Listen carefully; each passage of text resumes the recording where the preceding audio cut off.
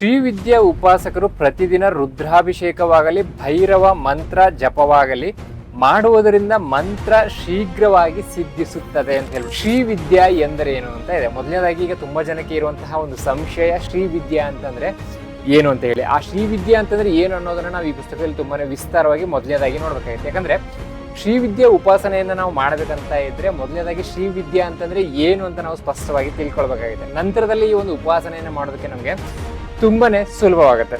ದೇಹಮಯಿ ಅಂತ, ದೇಹವೆಂದರೆ ಮಾನವನ ಶರೀರ, ಇದು ಪಾಂಚಭೌತಿಕವಾದದ್ದು. ಈ ಶರೀರವು ಮೂರು ರೀತಿಯಾಗಿದೆ. ಅದರಲ್ಲಿ ಮೊದಲನೇದು ಸ್ಥೂಲ ಶರೀರ, ಸೂಕ್ಷ್ಮ ಶರೀರ ಮತ್ತು ಕಾರಣ ಶರೀರ ಅಂತ ಹೇಳಿ. ಚಕ್ರ ಎಂದರೆ ಶ್ರೀಚಕ್ರ, ಇದರಲ್ಲಿ 9 ಆವರಣಗಳಿರುತ್ತವೆ, ಅವುಗಳನ್ನೇ ಚಕ್ರಗಳೆನ್ನುತ್ತಾರೆ ಅಂತ ಹೇಳ್ಬಿಟ್ಟು. ಮೊದಲನೇದಾಗಿ ಭೂಪುರ ಅಂತ ಇದೆ, ತ್ರೈಲೋಕ್ಯ ಮೋಹನ ಚಕ್ರ ಅಂತ ಹೇಳ್ತಾರೆ. ವೇದಗಳಲ್ಲಿ ಹೇಳಿದ ಹಾಗೆ ಇಂದ್ರಿಯಗಳಿಗಿಂತ ಮನಸ್ಸು ಶ್ರೇಷ್ಠವಾದದ್ದು, ಮನಸ್ಸಿಗಿಂತ ಬುದ್ಧಿ ಶ್ರೇಷ್ಠವಾದದ್ದು, ಬುದ್ಧಿಗಿಂತ ಮಹತ್ತು ಶ್ರೇಷ್ಠವಾದದ್ದು, ಮಹತ್ತಿಗಿಂತ ಅವ್ಯಕ್ತ ಶ್ರೇಷ್ಠವಾದದ್ದು. ಹಣೆಯಲ್ಲಿ ಸುಂದರವಾದ ಕಸ್ತೂರಿಯ ತಿಲಕವನ್ನು ಧರಿಸಿರುವವಳು ಮಂದಹಾಸದಿಂದ ಕೂಡಿದ ದೃಷ್ಟಿಯುಳ್ಳವಳು, ಕೈಯಲ್ಲಿ ಧನುರ್ಬಾಣಗಳು ಪಾಶ ಅಂಕುಶಗಳನ್ನು ಧರಿಸಿರುವವಳು. ಹರೇ ಕೃಷ್ಣ, ಎಲ್ರಿಗೂ ಕೂಡ ನಮಸ್ಕಾರ. ಇವತ್ತಿನ ಈ ವಿಶೇಷವಾಗಿರುವಂತಹ ಸಂಚಿಕೆಯಲ್ಲಿ ನಾವು ಮತ್ತೊಂದು ವಿಶೇಷವಾಗಿರುವಂತಹ ಪುಸ್ತಕ ನಿಮ್ಮ ಈ ಆದ್ಯ ಪುಸ್ತಕ ಭಂಡಾರದಲ್ಲಿ ಸೇರ್ಪಡೆಯಾಗಿದೆ. ತುಂಬಾ ಜನ ಈಗಾಗಲೇ ಕೇಳ್ತಾ ಇದ್ರಿ, ಶ್ರೀವಿದ್ಯಾ ಪುಸ್ತಕ ನಿಮ್ಮ ಬಳಿ ಲಭ್ಯವಿದೆಯಾ ಅಂತ ಹೇಳಿ. ಇವತ್ತಿನವರೆಗೂ ಕೂಡ ನಮ್ಮ ಬಳಿ ಇದ್ದಂತಹದ್ದು ಶ್ರೀವಿದ್ಯಾ ಪುಸ್ತಕದಲ್ಲಿ ಕೆಲವು ಪುಟಗಳು, ಅಂತಂದ್ರೆ ಸ್ವಲ್ಪ ಪುಟಗಳು ಮಾತ್ರ ಇರುವಂತಹದ್ದು ಲಭ್ಯವಿರ್ತಾ ಇತ್ತು. ಈಗ ಇತ್ತೀಚೆಗಷ್ಟೇ ಈ ವಿಶೇಷವಾಗಿರುವಂತಹ ಒಂದು ವಿಸ್ತಾರವಾಗಿರುವಂತಹ ಶ್ರೀವಿದ್ಯಾ ಪುಸ್ತಕ ಲಭ್ಯವಿದೆ. ಇದರಲ್ಲಿ ನಮಗೆ ಶ್ರೀವಿದ್ಯಾ ಯಂತ್ರ ಮಂತ್ರ ತಂತ್ರಗಳ ರಹಸ್ಯಗಳ ಬಗ್ಗೆ ತುಂಬಾನೇ ವಿಶೇಷವಾದಂತಹ ಮಾಹಿತಿಯನ್ನ ನೀಡಿದ್ದಾರೆ. ಇದು ಮೂಲತಃ ತೆಲುಗು ಭಾಷೆಯಲ್ಲಿ ಇರುವಂತಹದ್ದನ್ನ ಕನ್ನಡಕ್ಕೆ ಅನುವಾದವನ್ನ ಮಾಡಿರುವಂತಹ ಒಂದು ವಿಶೇಷವಾದ ಪುಸ್ತಕದ ಬಗ್ಗೆ ನಾವು ಈಗ ತಿಳ್ಕೋಣ. ತುಂಬಾ ಜನ ಈ ಒಂದು ಶ್ರೀವಿದ್ಯಾ ಉಪಾಸನೆಯನ್ನ ಮಾಡ್ತಾರೆ. ಈ ಒಂದು ಶ್ರೀವಿದ್ಯಾ ಅಂತಂದ್ರೆ ಏನು ಅಂತ ಕೂಡ ನನಗೆ ಈ ಪುಸ್ತಕವನ್ನ ನಾನು ಫೇಸ್ಬುಕ್ ಇನ್ಸ್ಟಾಗ್ರಾಮ್ ಅಲ್ಲೆಲ್ಲ ಅಪ್ಲೋಡ್ ಮಾಡಿದಾಗ ತುಂಬಾ ಜನ ಕೇಳಿದ್ದಾರೆ, ಈ ಪುಸ್ತಕದಲ್ಲಿ ಏನಿದೆ, ಈ ಪುಸ್ತಕದಲ್ಲಿ ಇರುವಂತಹ ವಿಷಯಗಳೇನಂತೆಲ್ಲ ಕೇಳ್ತಾ ಇದ್ರು. ಶ್ರೀವಿದ್ಯಾ ಕುರಿತಾದಂತಹ ಹಲವಾರು ರಹಸ್ಯವಾಗಿರುವಂತಹ ವಿಚಾರಗಳನ್ನ ತಿಳಿಸುತ್ತೆ. ಹಾಗಾದ್ರೆ ಮೊದಲನೇದಾಗಿ ಯಾರೆಲ್ಲ ಚಾನೆಲ್ನ ಸಬ್ಸ್ಕ್ರೈಬ್ ಮಾಡ್ಕೊಂಡಿಲ್ವೋ ಎಲ್ಲರೂ ಕೂಡ ಸಬ್ಸ್ಕ್ರೈಬ್ನ ಮಾಡ್ಕೊಳ್ಳಿ. ಇದರಲ್ಲಿ ನಿಮಗೆ ಇದೇ ರೀತಿಯ ವಿಶೇಷವಾಗಿರುವಂತಹ ಪುಸ್ತಕಗಳ ಸಂಕ್ಷಿಪ್ತವಾದ ಮಾಹಿತಿಯ ವಿಡಿಯೋಸ್ಗಳು ಸಿಗ್ತಾ ಇರುತ್ತೆ. ಮೊದಲನೇದಾಗಿ ಇವತ್ತು ನಾವು ತಿಳ್ಕೊಳ್ಳೋದಕ್ಕೆ ಹೋಗ್ತಾ ಇರುವಂತಹ ಈ ಪುಸ್ತಕದ ಹೆಸರು ಶ್ರೀವಿದ್ಯಾ ಅಂತ. ನಿಮ್ಗೆ ಇಲ್ಲಿ ಕಾಣಿಸ್ತಾ ಇರಬಹುದು, ಶ್ರೀವಿದ್ಯಾ ಮಂತ್ರ ಯಂತ್ರ ತಂತ್ರ ರಹಸ್ಯಗಳು ಅಂತ ಹೇಳ್ಬಿಟ್ಟು ಈ ಪುಸ್ತಕದ ಮೇಲೆ ಬರೆದಿರೋದನ್ನ ನಾವು ಗಮನಿಸಬಹುದು. ಅಂತಂದ್ರೆ ಶ್ರೀವಿದ್ಯಾ ಕುರಿತಾದಂತಹ ವಿಷಯಗಳ ಬಗ್ಗೆ ಆಗಿರ್ಬೋದು, ಮತ್ತೆ ಮಂತ್ರ ಯಂತ್ರ ತಂತ್ರಗಳ ಕುರಿತಾದಂತಹ ಹಲವಾರು ರಹಸ್ಯವಾಗಿರುವಂತಹ ವಿಷಯಗಳನ್ನ ನಾವು ಈ ಪುಸ್ತಕದಲ್ಲಿ ನೋಡ್ಬೋದು. ಇಲ್ಲಿ ನೋಡ್ಬೋದು ತೆಲುಗು ಮೂಲ, ಅಂತಂದ್ರೆ ಈ ಪುಸ್ತಕ ಮೊದಲನೇದಾಗಿ ಮೂಲತಃ ಬಂದು ತೆಲುಗು, ಅಂದ್ರೆ ತೆಲುಗು ಭಾಷೆಯಲ್ಲಿ ಇದ್ದಂತಹದ್ದು. ಶ್ರೀ ಸ್ವಾಮಿ ಪರಮಾನಂದನಾಥ ಅಂತ ಹೇಳ್ಬಿಟ್ಟು ತೆಲುಗುನಲ್ಲಿ ಈ ಪುಸ್ತಕವನ್ನ ಬರೆದಿರುವಂತಹದ್ದು. ಇದನ್ನ ಕನ್ನಡಕ್ಕೆ ಅನುವಾದವನ್ನ ಮಾಡಿರುವಂತವರು ಶ್ರೀಮತಿ ಅಮೃತ ಶಿವಕುಮಾರ್ ಅಂತ ಹೇಳ್ಬಿಟ್ಟು. ಈ ಪುಸ್ತಕದಲ್ಲಿರುವಂತಹ ಪುಟಗಳ ಸಂಖ್ಯೆ ಎಷ್ಟು ಅಂತ ನಾವೀಗ ಮೊದಲನೇದಾಗಿ ನೋಡೋದಾದ್ರೆ, ಈ ಪುಸ್ತಕದಲ್ಲಿ 447 ಪುಟಗಳನ್ನ ನೋಡಬಹುದು. ತುಂಬಾನೇ ವಿಸ್ತಾರವಾಗಿರುವಂತಹ 447 ಪುಟಗಳನ್ನ ಈ ಪುಸ್ತಕ ಒಳಗೊಂಡಿದೆ. ಹಾಗಾದ್ರೆ ಈ ಪುಸ್ತಕದಲ್ಲಿರುವಂತಹ ವಿಷಯಗಳು ಏನು ಅಂತ ನಾವೀಗ ಮೊದಲನೇದಾಗಿ ತಿಳ್ಕೋಣ. ಈ ಪುಸ್ತಕದಲ್ಲಿರುವಂತಹ ವಿಷಯಗಳನ್ನ ತಿಳ್ಕೊಳ್ಬೇಕಂತಂದ್ರೆ ಮೊದಲನೇದಾಗಿ ನಾವು ಮುನ್ನುಡಿಯನ್ನ ಓದಬೇಕಾಗತ್ತೆ. ಈ ಮುನ್ನುಡಿಯನ್ನ ಓದಿದ್ರೆ ನಮ್ಗೆ ತುಂಬಾನೇ ಸರಳವಾಗಿ ಪುಸ್ತಕದಲ್ಲಿ ಇರುವಂತಹ ವಿಷಯಗಳ ಬಗ್ಗೆನೂ ಕೂಡ ತಿಳ್ಕೊಳ್ಬಹುದು. ಮುನ್ನುಡಿ ಮಂತ್ರಶಾಸ್ತ್ರದಲ್ಲಿ ಸ್ತ್ರೀ ದೇವತೆಯನ್ನು ಪೂಜಿಸಲು ಇರುವ ಯಂತ್ರ ಮಂತ್ರ ತಂತ್ರ, ಅಂತಂದ್ರೆ ಪೂಜಾ ವಿಧಾನವೇ ವಿದ್ಯಾ ಅಂತ ಹೇಳ್ತಾ ಇದ್ದಾರೆ. ಅದೇ ಆ ಪರದೇವತೆಯ ಯಂತ್ರ ಮಂತ್ರ ತಂತ್ರ ವಿಧಾನಗಳನ್ನು ಶ್ರೀವಿದ್ಯಾ ಎನ್ನುತ್ತಾರೆ ಅಂತ ಹೇಳಿ ಇನ್ನೂ ವಿಸ್ತಾರವಾಗಿರುವಂತಹ ವಿಷಯಗಳನ್ನ ನಾವು ಈ ಮುನ್ನುಡಿಯಲ್ಲಿ ನೋಡಬಹುದು.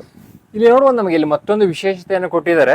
ಶ್ರೀವಿದ್ಯಾ ಉಪಾಸಕರು ಪ್ರತಿದಿನ ರುದ್ರಾಭಿಷೇಕವಾಗಲಿ ಭೈರವ ಮಂತ್ರ ಜಪವಾಗಲಿ ಮಾಡುವುದರಿಂದ ಮಂತ್ರ ಶೀಘ್ರವಾಗಿ ಸಿದ್ಧಿಸುತ್ತದೆ ಅಂತ ಹೇಳ್ಬಿಟ್ಟು ಕೊಟ್ಟಿದ್ದಾರೆ. ನಂತರದಲ್ಲಿ ಶ್ರೀವಿದ್ಯಾ ಮಂತ್ರಗಳು ಯಾವ್ದಂತ ಕೂಡ ಕೊಟ್ಟಿದ್ದಾರೆ. ಅದರಲ್ಲಿ ಬಾಲ ಮಂತ್ರ ಯಾವುದು, ಪಂಚದಶಿ ಮಹಾಮಂತ್ರದ ಬಗ್ಗೆ ಕೊಟ್ಟಿದ್ದಾರೆ, ಹಾದಿ ವಿದ್ಯಾದ ಬಗ್ಗೆ ಕೊಟ್ಟಿದ್ದಾರೆ, ಷೋಡಶಿ ಮಹಾಮಂತ್ರದ ಬಗ್ಗೆನೂ ಕೂಡ ನಾವಿಲ್ಲಿ ವಿಶೇಷವಾಗಿ ಆ ಮಂತ್ರಗಳನ್ನ ನಾವಿಲ್ಲಿ ನೋಡ್ತಾ ಹೋಗಬಹುದು. ಇಲ್ಲಿ ನೋಡೋದು, ಈಗ ನಾವು ವಿಷಯ ಸೂಚಿ ಅಂತಂದ್ರೆ ಈ ಪರಿವಿಡಿಯ ಒಳಗಡೆ ಅಂತ ಈ ಪುಸ್ತಕದ ಒಳಗಡೆ ಇರುವಂತಹ ವಿಷಯಗಳ ಬಗ್ಗೆ ನಾವೀಗ ಮೊದಲನೇದಾಗಿ ತಿಳ್ಕೋಣ. ಶ್ರೀವಿದ್ಯಾ ಎಂದರೇನು ಅಂತ ಇದೆ. ಮೊದಲನೇದಾಗಿ ಈಗ ತುಂಬಾ ಜನಕ್ಕೆ ಇರುವಂತಹ ಒಂದು ಸಂಶಯ, ಶ್ರೀವಿದ್ಯಾ ಅಂತಂದ್ರೆ ಏನು ಅಂತ ಹೇಳಿ. ಆ ಶ್ರೀವಿದ್ಯಾ ಅಂತಂದ್ರೆ ಏನು ಅನ್ನೋದನ್ನ ನಾವು ಈ ಪುಸ್ತಕದಲ್ಲಿ ತುಂಬಾನೇ ವಿಸ್ತಾರವಾಗಿ ಮೊದಲನೇದಾಗಿ ನೋಡ್ಬೇಕಾಗುತ್ತೆ. ಯಾಕಂದ್ರೆ ಶ್ರೀವಿದ್ಯಾ ಉಪಾಸನೆಯನ್ನ ನಾವು ಮಾಡ್ಬೇಕಂತ ಇದ್ರೆ ಮೊದಲನೇದಾಗಿ ಶ್ರೀವಿದ್ಯಾ ಅಂತಂದ್ರೆ ಏನು ಅಂತ ನಾವು ಸ್ಪಷ್ಟವಾಗಿ ತಿಳ್ಕೊಳ್ಬೇಕಾಗುತ್ತೆ. ನಂತರದಲ್ಲಿ ಈ ಒಂದು ಉಪಾಸನೆಯನ್ನ ಮಾಡೋದಕ್ಕೆ ನಮ್ಗೆ ತುಂಬಾನೇ ಸುಲಭವಾಗುತ್ತೆ.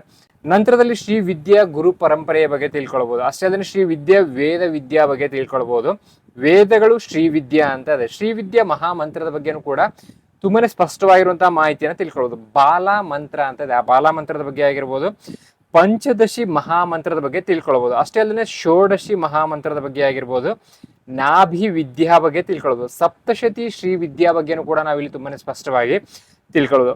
ಮಹಾ ತ್ರಿಪುರ ಸುಂದರಿ ಮಹಾವಿದ್ಯಾ ಬಗ್ಗೆನೂ ಕೂಡ ನಮಗೆ ಈ ಪುಸ್ತಕ ತಿಳಿಸುತ್ತೆ. ವನದುರ್ಗ ಮಹಾವಿದ್ಯಾ ಅಂತದೆ, ಪ್ರತ್ಯಂಗಿರ ಮಹಾವಿದ್ಯಾ, ಪಾದುಕಾಂತ ಪೂರ್ಣ ದೀಕ್ಷಾ ಬಗ್ಗೆನೂ ಕೂಡ ನಾವಿಲ್ಲಿ ಸ್ಪಷ್ಟವಾದ ಮಾಹಿತಿಯನ್ನ ತಿಳ್ಕೊಳ್ಬಹುದು. ಮತ್ತೆ ಇಲ್ಲಿ ಶ್ರೀ ವಿದ್ಯಾ ಯಂತ್ರ ಅಂತ ಇದೆ, ಅಂತಂದ್ರೆ ಶ್ರೀ ವಿದ್ಯಾ ಚಕ್ರದ ಬಗ್ಗೆನೂ ಕೂಡ ನಮಗೆ ಈ ಪುಸ್ತಕ ತುಂಬಾನೇ ಸ್ಪಷ್ಟವಾಗಿ ತಿಳಿಸುತ್ತೆ. ಕೌಳ ಸಮಯಾಚಾರಗಳ ಬಗ್ಗೆನೂ ಕೂಡ ತಿಳಿಸುತ್ತೆ. ಸಮಯ ಮತ ರಹಸ್ಯಗಳ ಬಗ್ಗೆನೂ ಕೂಡ ನಾವಿಲ್ಲಿ ತುಂಬಾನೇ ಸ್ಪಷ್ಟವಾಗಿ ತಿಳ್ಕೊಳ್ಳೋದು. ಮತ್ತೆ ಇಲ್ಲಿ ಮಣಿ ದ್ವೀಪ ಅಂತ ಇದೆ. ಒಟ್ಟಿನಲ್ಲಿ ನಮಗೆ ಇದರಲ್ಲಿ ಫಲಶ್ರುತಿಯನ್ನ ಸೇರಿಸಿದ್ರೆ 22 ಅಧ್ಯಾಯಗಳನ್ನ ನಾವು ಈ ಪುಸ್ತಕದಲ್ಲಿ ನೋಡಬಹುದು. ಇಲ್ಲಿ ನಾವೀಗ ಶ್ರೀ ವಿದ್ಯಾ ಎಂದರೆ ಏನು ಅಂತ ನಾವೀಗ ನೋಡೋದಾದ್ರೆ ಮೊದಲನೇದಾಗಿ ಒಂದು ಶ್ಲೋಕ ನಮಗೆ ನೋಡೋದಕ್ಕೆ ಸಿಗುತ್ತೆ. ನಂತರದಲ್ಲಿ ಅದರ ಒಂದು ವಿಸ್ತಾರವಾಗಿರುವಂತಹ ವಿವರಣೆಯನ್ನ ನೋಡಬಹುದು. ಹಣೆಯಲ್ಲಿ ಸುಂದರವಾದ ಕಸ್ತೂರಿಯ ತಿಲಕವನ್ನು ಧರಿಸಿರುವವಳು, ಮಂದಹಾಸದಿಂದ ಕೂಡಿದ ದೃಷ್ಟಿಯುಳ್ಳವಳು, ಕೈಯಲ್ಲಿ ಧನುರ್ಬಾಣಗಳು, ಪಾಶ, ಅಂಕುಶಗಳನ್ನು ಧರಿಸಿರುವವಳು, ಅರುಣ ವರ್ಣದ ಮಾಲೆ, ಆಭರಣಗಳನ್ನು ಧರಿಸಿರುವವಳು ಅಂತ ಹೇಳ್ಬಿಟ್ಟು ಇದು ತುಂಬಾನೇ ವಿಸ್ತಾರವಾಗಿ ಈ ಒಂದು ಶ್ರೀ ವಿದ್ಯಾ ಬಗ್ಗೆ ನಮಗೆ ತಿಳಿಸುತ್ತೆ. ಹಾಗೆ ಇಲ್ಲಿ ಇನ್ನು ಕೆಲವು ವಿಷಯಗಳನ್ನ ನಾವು ನೋಡ್ತೀವಿ. ಸರ್ವಶಕ್ತಿಮಯಳಾದ ಆ ದೇವಿ, ಈ ಜಗತ್ತಿನಲ್ಲಿ ಏನು ಬೇಕೆಂದರೂ ಕೊಡುವ ಶಕ್ತಿ ಆ ಜಗನ್ಮಾತೆಗೆ ಇರುವುದು. ಈ ಜಗತ್ತಿನಲ್ಲಿ ಮಾತ್ರವಲ್ಲದೆ ಅನಂತರ ಕೂಡ ನಮ್ಮ ಕೋರಿಕೆಗಳನ್ನು ತೀರಿಸುವವಳು ಈ ಪರಮೇಶ್ವರಿಯೇ ಅಂತ ಹೇಳ್ಬಿಟ್ಟು ಕೊಟ್ಟಿದ್ದಾರೆ. ಹಾಗೆ ಇಲ್ಲಿ ನಮ್ಗೆ ಇಷ್ಟಕ್ಕೂ ಈ ಪರಮೇಶ್ವರಿ ಯಾರು, ಇವಳ ಬಗ್ಗೆ, ಇವಳ ತತ್ವಗಳು, ಮಂತ್ರ ಯಂತ್ರ ತಂತ್ರಗಳ ಬಗ್ಗೆ ಹೇಳುವ ಉಪನಿಷತ್ತುಗಳು 9 ಇವೆ. ಅವುಗಳೆಂತಂದ್ರೆ ತ್ರಿಪುರೋಪನಿಷತ್ತು, ದೇವಿ ಉಪನಿಷತ್ತು, ಭಾವನೋಪನಿಷತ್ತು, ಸೀತೋಪನಿಷತ್ತು, ಲಲಿತಾರಹಸ್ಯೋಪನಿಷತ್ತು, ತ್ರಿಪುರ ತಾಪಿನಿ ಉಪನಿಷತ್ತು, ಸರಸ್ವತಿ ಉಪನಿಷತ್ತು, ಸೌಭಾಗ್ಯ ಲಕ್ಷ್ಮಿ ಉಪನಿಷತ್ತು ಅಂತ ಹೇಳ್ಬಿಟ್ಟು ಈ ರೀತಿಯಾಗಿ ನಾವು 9 ಉಪನಿಷತ್ತುಗಳಲ್ಲಿ ದೇವಿಯ ಬಗ್ಗೆ ತುಂಬಾನೇ ಸ್ಪಷ್ಟವಾಗಿರುವಂತಹ ಮಾಹಿತಿಗಳನ್ನ ತಿಳ್ಕೊಳ್ಬಹುದು ಅಂತ ಕೊಟ್ಟಿದ್ದಾರೆ. ಮತ್ತೆ ಇಲ್ಲಿ ನಾವು ನೋಡೋದಾದ್ರೆ ಪರಮೇಶ್ವರಿಗೆ ಯಾವುದೇ ಕಾಲಮಾನ ಇಲ್ಲ. ಅವಳು ಆದಿ ಮಧ್ಯಾಂತರಹಿತಳು, ಜನ್ಮ ಮೃತ್ಯು ಜರಗಳು ಇಲ್ಲದವಳು, ಸತ್ಯ ನಿತ್ಯ ಶಾಶ್ವತವಾದವಳು. ವೇದಗಳಲ್ಲಿ ಹೇಳಿದ ಹಾಗೆ ಇಂದ್ರಿಯಗಳಿಗಿಂತ ಮನಸ್ಸು ಶ್ರೇಷ್ಠವಾದದ್ದು, ಮನಸ್ಸಿಗಿಂತ ಬುದ್ಧಿ ಶ್ರೇಷ್ಠವಾದದ್ದು, ಬುದ್ಧಿಗಿಂತ ಮಹತ್ತು ಶ್ರೇಷ್ಠವಾದದ್ದು, ಮಹತ್ತಿಗಿಂತ ಅವ್ಯಕ್ತ ಶ್ರೇಷ್ಠವಾದದ್ದು, ಅವ್ಯಕ್ತಕ್ಕಿಂತ ಪರಬ್ರಹ್ಮ ಶ್ರೇಷ್ಠವಾದದ್ದು ಅಂತ ಹೇಳಿ ಇನ್ನೂ ವಿಷಯಗಳನ್ನ ನಾವಿಲ್ಲಿ ನೋಡೋದು. ಬರೀ ಇಲ್ಲಿ ಶ್ರೀ ವಿದ್ಯೆ ಅನ್ನೋದರ ಒಂದು ವಿವರಣೆಯನ್ನ ನಾವಿಲ್ಲಿ ಹಲವಾರು ಪುಟಗಳಲ್ಲಿ ನೋಡಬಹುದು. ಇಲ್ಲಿ ನೋಡಬಹುದು ನಾವು ಮತ್ತೊಂದು ವಿಶೇಷತೆ ಏನಂತಂದ್ರೆ ಇಲ್ಲಿ ಚಕ್ರ ಎಂದರೆ ಶ್ರೀಚಕ್ರ, ಇದರಲ್ಲಿ 9 ಆವರಣಗಳಿರುತ್ತವೆ, ಅವುಗಳನ್ನೇ ಚಕ್ರಗಳೆನ್ನುತ್ತಾರೆ ಅಂತ ಹೇಳ್ಬಿಟ್ಟು. ಮೊದಲನೇದಾಗಿ ಭೂಪುರ ಅಂತ ಇದೆ, ತ್ರೈಲೋಕ್ಯ ಮೋಹನ ಚಕ್ರ ಅಂತ ಹೇಳ್ತಾರೆ. ಎರಡನೇದು ಷೋಡಶ ದಳ ಅಂತ ಇದೆ, ಸರ್ವಾಶ ಪರಿಪೂರಕ ಚಕ್ರ ಅಂತ ಹೇಳ್ತಾರೆ. ಮೂರನೇದು ಅಷ್ಟದಳ ಅಂತ ಹೇಳ್ತಾರೆ. ಈ ರೀತಿಯಾಗಿ ನಮಗೆ ಈ ಒಂದು ಚಕ್ರದ ಬಗ್ಗೆ ಅಂತಂದ್ರೆ ಶ್ರೀಚಕ್ರದ ಬಗ್ಗೆನೂ ಕೂಡ ಸ್ಪಷ್ಟವಾದ ವಿವರಣೆಯನ್ನು ಕೂಡ ನೋಡಬಹುದು. ಹಾಗೆ ಇಲ್ಲಿ ಇನ್ನೂ ಹಲವಾರು ರಹಸ್ಯಗಳನ್ನ ನಾವು ಈ ಪುಸ್ತಕದಲ್ಲಿ ನೋಡ್ತಾನೆ ಹೋಗ್ಬೋದು. ಇಲ್ಲಿ ನೋಡ್ಬೋದು ದೇಹಮಯಿ ಅಂತ, ದೇಹವೆಂದರೆ ಮಾನವನ ಶರೀರ, ಇದು ಪಾಂಚಭೌತಿಕವಾದದ್ದು. ಈ ಶರೀರವು 3 ರೀತಿಯಾಗಿದೆ. ಅದರಲ್ಲಿ ಮೊದಲನೇದು ಸ್ಥೂಲ ಶರೀರ, ಸೂಕ್ಷ್ಮ ಶರೀರ ಮತ್ತು ಕಾರಣ ಶರೀರ ಅಂತ ಹೇಳಿ ಅದರ ಒಂದು ವಿವರಣೆಯನ್ನು ಕೂಡ ನಾವಿಲ್ಲಿ ನೋಡ್ತಾ ಹೋಗ್ಬೋದು. ಸ್ಥೂಲ ಶರೀರ ಅಂತಂದ್ರೆ ಚರ್ಮ, ಮಾಂಸ, ರಕ್ತ, ನರಗಳು, ಮೇದ, ಮಜ್ಜೆ ಮತ್ತು ಮೂಳೆ ಮೊದಲಾದವುಗಳಿಂದ ಮತ್ತು ಮಲ ಮೂತ್ರಗಳಿಂದ ಕೂಡಿದ ಈ ಸ್ಥೂಲ ಶರೀರ ಅಸಹ್ಯಕರವಾದದ್ದು ಅಂತ ಹೇಳಿ ಈ ಸ್ಥೂಲ ಶರೀರದ ಬಗ್ಗೆ ಇನ್ನೂ ವಿಸ್ತಾರವಾಗಿರುವಂತಹ ಮಾಹಿತಿಯನ್ನ ನಾವಿಲ್ಲಿ ನೋಡ್ತಾ ಹೋಗ್ಬೋದು. ಮತ್ತೆ ಸೂಕ್ಷ್ಮ ಶರೀರ ಅಂತ ಇದೆ.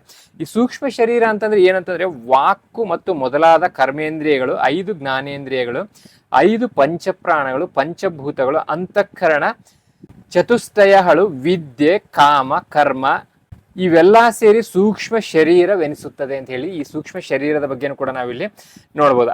ಅದೇ ರೀತಿಯಾಗಿ ನಮಗೆ ಇಲ್ಲಿ ಕೊನೆಯ ಒಂದು ಶರೀರ, ಮತ್ತೆ ಇಲ್ಲಿ ಕೊನೆಯದಾಗಿ ಈ ಒಂದು ಕಾರಣ ಶರೀರ ಅಂತ ಹೇಳ್ತಾ ಇದ್ದಾರೆ. ಅಂತಂದ್ರೆ ಆ ಕಾರಣ ಶರೀರ ಅಂತಂದ್ರೆ ಗುಣತ್ರಯವೇ ಆತ್ಮನ ಕಾರಣ ಶರೀರ. ಇದು ಸುಷುಪ್ತಾವಸ್ಥೆಯಲ್ಲಿರುತ್ತದೆ. ಸುಷುಪ್ತಿಯಲ್ಲಿ ಎಲ್ಲಾ ರೀತಿಯ ಜ್ಞಾನವು ಶಾಂತಿಸುತ್ತದೆ. ಬುದ್ಧಿಯು ಕೇವಲ ಬೀಜ ರೂಪದಲ್ಲಿ ಮಾತ್ರವೇ ಇರುತ್ತದೆ. ಈ ರೀತಿಯಾಗಿ ನಮಗೆ 3 ಶರೀರಗಳ ಬಗ್ಗೆನೂ ಕೂಡ ತುಂಬಾನೇ ವಿಶೇಷವಾಗಿರುವಂತಹ ಮಾಹಿತಿಯನ್ನ ಈ ಪುಸ್ತಕ ನೀಡುತ್ತೆ.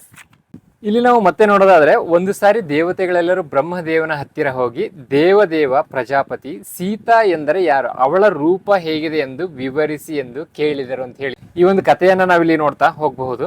ಈ ಮಾತನ್ನು ಕೇಳಿದ ಪ್ರಜಾಪತಿ, ಆ ಸೀತಾದೇವಿ ಮೂಲ ಪ್ರಕೃತಿಯ ರೂಪವೇ ಪ್ರಕೃತಿ ಎಂದು ಹೇಳಲಾಗುತ್ತದೆ. ಸೀತಾ ಎಂಬ ಪದದಲ್ಲಿ 3 ಅಕ್ಷರಗಳಿವೆ. ಅವಳೇ ಸಾಕ್ಷಾತ್ ಮಾಯಾ ಸ್ವರೂಪಿಯಾಗಿದ್ದಾಳೆ. ಈ ರೀತಿಯ ಒಂದು ವಿಶೇಷವಾಗಿರುವಂತಹ ಕಥೆಗಳು ಇದರಲ್ಲಿ ನಮಗೆ ಹಲವಾರು ನೋಡೋದಕ್ಕೆ ಸಿಗುತ್ತೆ. ಶ್ರೀವಿದ್ಯಾ ಮಹಾಮಂತ್ರದ ಬಗ್ಗೆ ಕೂಡ ಇಲ್ಲಿ ಸ್ಪಷ್ಟತೆಯನ್ನ ನೋಡಬಹುದು. ಸ್ತ್ರೀ ದೇವತೆಗಳಿಗೆ ಸಂಬಂಧಿಸಿದ ಮಂತ್ರಗಳೆಲ್ಲವೂ ಶ್ರೀವಿದ್ಯಾ ಸಂಬಂಧಿತ ಮಂತ್ರಗಳೇ. ಇವುಗಳಲ್ಲಿ ಬಾಲ, ಪಂಚದಶಿ, ಷೋಡಶಿ ಮಂತ್ರಗಳು ಮುಖ್ಯವಾಗಿವೆ. ಇವುಗಳಲ್ಲೂ ಕೂಡ ಪಂಚದಶಿ ಮಹಾಮಂತ್ರವು ಬಹಳ ಮುಖ್ಯವಾದದ್ದು ಅಂತ ಹೇಳ್ಬಿಟ್ಟು ಈ ಒಂದು ಶ್ರೀವಿದ್ಯಾ ಮಹಾಮಂತ್ರದ ಬಗ್ಗೆ ತುಂಬಾನೇ ವಿಸ್ತಾರವಾಗಿರುವಂತಹ ಮಾಹಿತಿಯನ್ನ ತಿಳ್ಕೊಳ್ಬಹುದು. ಇಲ್ಲಿ ಬಾಲಾ ಮಂತ್ರ ಅಂತ ಇದೆ. ಶ್ರೀವಿದ್ಯೆಯಲ್ಲಿ ಮೊದಲನೆಯ ಮಂತ್ರ ಬಾಲಾ ತ್ರಿಪುರ ಸುಂದರಿ ಮಂತ್ರ. ಯಾರು ಈ ಬಾಲ, ಈ ವಿಷಯವನ್ನು ಒಂದು ಸಾರಿ ನೋಡೋಣ. ಬ್ರಹ್ಮ ಮಾನಸ ಪುತ್ರ ಕಶ್ಯಪ ಪ್ರಜಾಪತಿ, ಅವನಿಗೆ ದಿತಿ ದೇವಿಯಿಂದ ಜನಿಸಿದವನು ವಜ್ರಾಂಗ, ಇವನ ಹೆಂಡತಿ ವರಾಂಗಿ, ಇವರ ಮಗನೇ ತಾರಕ. ಬ್ರಹ್ಮನ ಕುರಿತು ಘೋರವಾದ ತಪಸ್ಸು ಮಾಡಿ ಈ ಸೃಷ್ಟಿಯಲ್ಲಿರುವ ಯಾವ ಜೀವಿಯಿಂದಲೂ ಮರಣ ಬಾರದಂತೆ ವರ ಪಡೆದನು ಅಂತ ಹೇಳಿ ಈ ಬಾಲಾ ಮಂತ್ರದ ಬಗ್ಗೆ ಒಂದು ಕಥೆಯನ್ನು ಕೂಡ ನಾವಿಲ್ಲಿ ವಿಸ್ತಾರವಾಗಿ ನೋಡ್ತಾ ಹೋಗಬಹುದು. ಹಾಗೆ ಇಲ್ಲಿ ನಾವು ನೋಡೋದಾದ್ರೆ ಪಂಚದಶಿ ಮಹಾಮಂತ್ರ ಅಂತ ಇದೆ. ಐಹಿಕವಾದ ಕೋರಿಕೆಗಳನ್ನು ತೀರಿಸುವ ಮಂತ್ರ. ನಮಗಿರುವ ಕೋರಿಕೆಗಳೆಂದರೆ ಉದ್ಯೋಗದಲ್ಲಿ ಪ್ರಗತಿ ಸಾಧಿಸಲು, ಮಕ್ಕಳಿಗೆ ಮದುವೆಯಾಗಲು, ಮಗನಿಗೆ ಒಳ್ಳೆಯ ಉದ್ಯೋಗ ಸಿಗಬೇಕೆಂದು ಈ ರೀತಿಯ ಐಹಿಕ ಕೋರಿಕೆಗಳನ್ನು ತೀರಿಸುವ ಮಂತ್ರಗಳನ್ನು ಜಪ ಮಾಡುತ್ತಾರೆ ಅಂತ ಕೊಟ್ಟಿದ್ದಾರೆ. ಮತ್ತೆ ಮೋಕ್ಷಕಾರಕವಾದ ಮಂತ್ರಗಳ ಬಗ್ಗೆ ಕೂಡ ನಾವಿಲ್ಲಿ ನೋಡ್ತಾ ಹೋಗ್ಬೋದು. ಈ ಮಂತ್ರಗಳನ್ನು ಉಪಾಸಿಸುವುದರಿಂದ ಮೋಕ್ಷ ಸಿದ್ಧಿಸುತ್ತದೆ. ಅವುಗಳನ್ನು ಮಹಾಮಂತ್ರಗಳೆಂದು ಕರೆಯುತ್ತಾರೆ ಅಂತ ಹೇಳ್ಬಿಟ್ಟು ಈ ಪಂಚದಶಿ ಮಂತ್ರಗಳ ಬಗ್ಗೆನೂ ಕೂಡ ನಾವಿಲ್ಲಿ ತುಂಬಾನೇ ವಿಶೇಷವಾಗಿ ನೋಡ್ತಾ ಹೋಗಬಹುದು. ಸೊ ಹಾಗಾದ್ರೆ ನೋಡೋದಲ್ಲ, ಈ ವಿಶೇಷವಾಗಿರುವಂತಹ ಪುಸ್ತಕ ಯಾರಿಗೆ ಬೇಕಾಗಿದೆ ಕೆಳಗಡೆ ಕೊಟ್ಟಿರುವಂತಹ ಸಂಖ್ಯೆಗೆ ನೀವು ಒಂದು ವಾಟ್ಸ್ಆಪ್ನ ಮಾಡಿ ಶ್ರೀವಿದ್ಯಾ ಅಂತ ಹೇಳ್ಬಿಟ್ಟು ಮೆಸೇಜ್ನ ಮಾಡಿದ್ರೆ ಸಾಕು. ಇದರ ಒಂದು ಪೇಮೆಂಟ್ ಡೀಟೇಲ್ಸ್ ಅನ್ನ ಕಳ್ಸಿಕೊಡ್ಲಾಗುತ್ತೆ. ಇದಕ್ಕೆ ನೀವು ಪೇಮೆಂಟ್ ಮಾಡಿ ಸ್ಕ್ರೀನ್ ಶಾಟ್ ನಿಮ್ಮ ವಿಳಾಸವನ್ನ ಕಳ್ಸಿಕೊಟ್ರೆ ಸಾಕು. ಈ ವಿಶೇಷವಾಗಿರುವಂತಹ ಪುಸ್ತಕವನ್ನ ನಿಮ್ಮ ವಿಳಾಸಕ್ಕೆ ಕಳ್ಸಿಕೊಡ್ಲಾಗುತ್ತೆ.